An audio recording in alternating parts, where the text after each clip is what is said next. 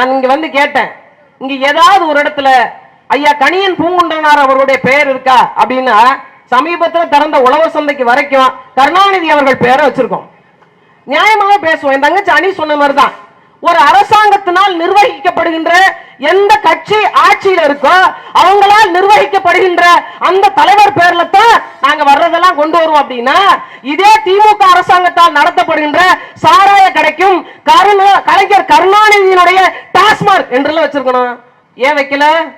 அதே மாதிரி கழிப்பிடங்களுக்கு அதே மாதிரி வச்சிருக்கணும்ல, ஏன் வைக்கல? இந்த கேள்விக்கு பதில் இல்ல. ஒட்டுமொத்தமாக தமிழ் இனத்தினுடைய வரலாற்றை மறைக்க வேண்டும்.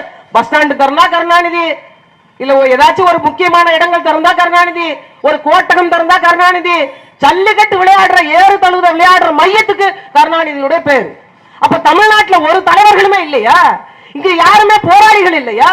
யாருமே பாட்டாளிகள் இல்லையா? இந்த மண்ணுக்கு சொந்தக்காரர்கள் யார் வரவும் இல்லையா? ஓங்கோல இருந்து வந்தவங்க மட்டும்தான் இங்க ஆட்சி அதிகாரத்தை பெறணும். அவங்க பேர் தான் தெருவுக்கு தெருவு இருக்கணுமா? இது எப்படிப்பட்ட வரலாற்றை கடத்துவது பாருங்க. வரலாற்றை மறுதளிக்கின்ற விஷயம். நான் கொஞ்ச நாளைக்கு முன்னாடி ஒரு தனியார் தொலைக்காட்சியில ஒரு விவாதத்துக்கு போனேன். அதுல என்ன அப்படின்னா, நாகப்பட்டினம் என்னோட சொந்த ஊர். அந்த ஊருக்கான மிகப்பெரிய ஒரு அடையாளமே, ஒரு ஐக்கானே மறைமலை அடிகள் தான். தனி தமிழுக்கு வித்திட்ட மறைமலை அடிகள். அவருக்கு நீங்க என்ன பண்ணிருக்கீங்க? ஓரமா ஒரு சிலை வச்சிருக்கீங்கன்னு சொன்னேன். அதற்கு திமுகவினுடைய பேச்சாளராக மரியாதைக்குரிய அண்ணன் தமிழன் பிரசன்னா அவர்கள் வந்திருந்தாங்க. அவர் ஒரு பதில் சொன்னாராம், அதை எடுத்து போடுறாங்க. என்னன்னு, காளியம்மாள் பொய் சொல்லி விட்டார். தமிழன் பிரசன்னா ஓட ஓட என்னை விரட்டினார், நான் ஓடிக்கொண்டு பதுங்கிவிட்டேன். அண்ணன் பிரசன்னாட்ட கேளுங்க என்ன நடந்துச்சுன்னு. அண்ணன் பிரசன்னாட்ட கேளுங்க. யார் மூஞ்சில ஈயாடலன்னு அவரை கேட்கணும். நீங்க அங்கு பங்கு கொண்டாங்க இல்லையா திமுக காரங்க, அவங்கள கேட்கணும். நான் சொன்னது அது கிட்டத்தட்ட 1 மணி நேரத்துக்கு மேல 2 மணி நேரத்துக்கு மேல எடுக்கப்பட்ட ஒரு நிகழ்ச்சி. அதை நான் பதில் சொன்னதுல கொஞ்சம் அவங்க வெட்டி ஒட்டி ஒரு எடிட் பண்ண ஒரு ஷோ, அது 1 மணி நேரத்துக்கு சுருக்கி இருக்கிறாங்க. அது அப்ப நான் சொன்ன பதில் அதுல வரல. அதனால பாருங்கள், திமுகவினுடைய தமிழன் பிரசன்னா காளியம்மாள் அவர்களை ஓட வைத்து விட்டார். நான் என்ன திருப்பி கேட்டேன் தெரியுங்களா?